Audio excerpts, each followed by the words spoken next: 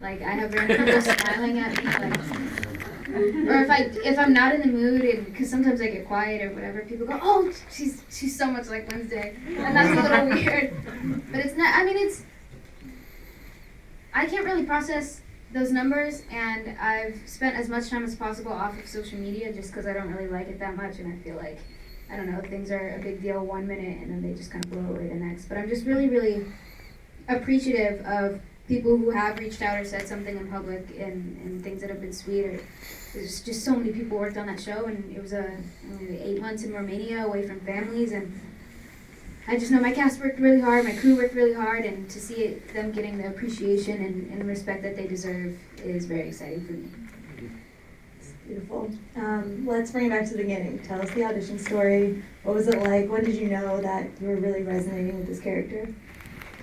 I had always kind of been compared to Wednesday my entire life. Wow. I'm very dry, I'm pretty sarcastic, and it's weird because I was a big scaredy cat. I didn't like horror movies growing up, but I've always loved gore, or I've always been interested in, I don't know, I just find it fascinating. And I think that when this job came around, my entire career I've always wanted to get into film, and that's been a real big priority for me, and I had just started to do more films. I was shooting a film in New Zealand when I got the email that Tim Burton wanted to meet with me over Zoom to go over some audition sides. And I was super, super hesitant because I just didn't know how I felt about signing on to a series. But with someone, with a character as legendary and just such a badass like Wednesday, and also the opportunity to even chat with someone like Tim Burton, who, films have inspired so many other great artists, and have inspired myself as well. I just felt like it would be really, really stupid to not take that meeting, and I think that actually talking to him a little bit, I really appreciated everything that he had to say, and I felt like we were on the same page about a lot of things, and I knew that it could be the start of a really wonderful collaborative process. That sounds amazing. Sounds like kismet. What was it about the role that you think drew you in so quickly? I think because I knew it was going to be a little bit of a challenge. I think a lot of the times all teenage girls are written, and not to say that it's incorrect, but as just total rude little brats.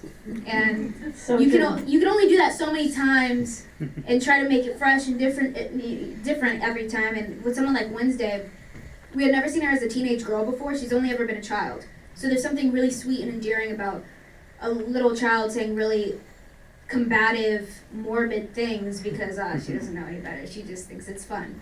But when you get older, you should know better, and there comes a line where it becomes disrespectful or not tolerated, and you can become really obnoxious.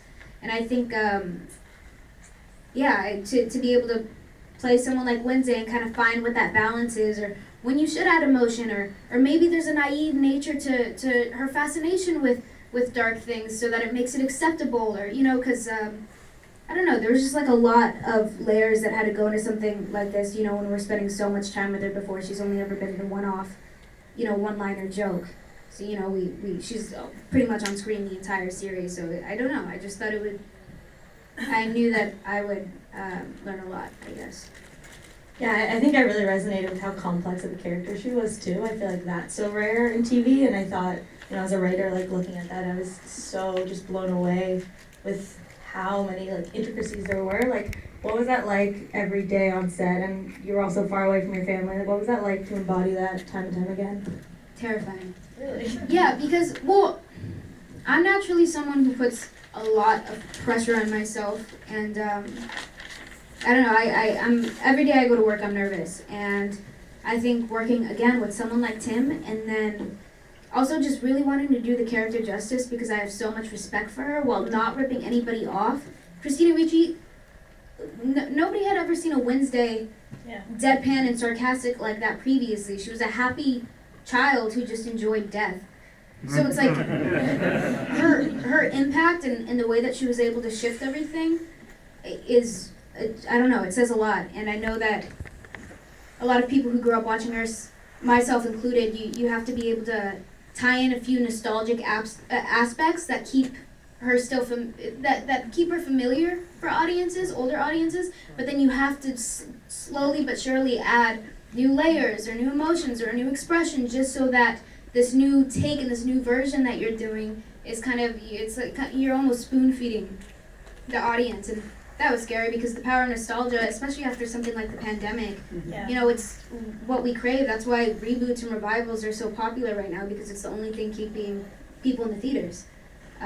So I forgot the question at this point, so. Was there anyone on set that really helped you get into that place and really like helped you navigate that back and forth? I don't know. I feel